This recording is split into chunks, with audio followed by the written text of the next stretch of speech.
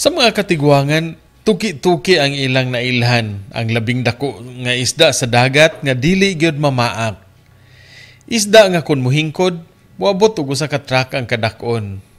Ang tuki-tuki mailhan sa iyang puntik-puntik nga puti sa dagtom asul nga panit. Ang tuki-tuki lahi sa mga balyena, kay kini mas pamilya sa mga isda.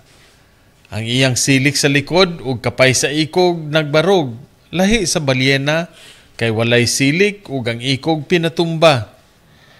Pareha silang musuyop sa uyap ug plankton aron makakaon. Ug pareha sila nga mga ihalas ug manginahanglag daghang makaon kung basihan ang ilang kadakon. Sa buhol gibuksan na usab ang buhi nga interaction sa tuki-tuki o butanding kung tawgon karon. Uban sa mga butanding, up close ug personal, samtang nag-swimming ug snorkeling.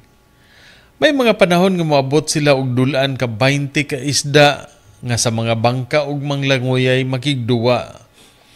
Delikado kini kay mga mananap nga ihala sila. Mao nga kinahanglan nga may igo nga pangisip ang sa mga mutanding makigduwa-duwa. Mao bitaw gikinahanglan nga pre-interaction briefing aron sila magtugaanan sa mga pamaagi nga angay nilang masayran alang sa interactor nga kaluwasan ug sa ihalas nga mananap nga kaayuhan. Sa dyutay nga bayad sa kasinatian, mga mangingisda sa Lila Bohol imo na usab nga matabangan ug sa tourism revenues ang tibuok Bohol mabulahan.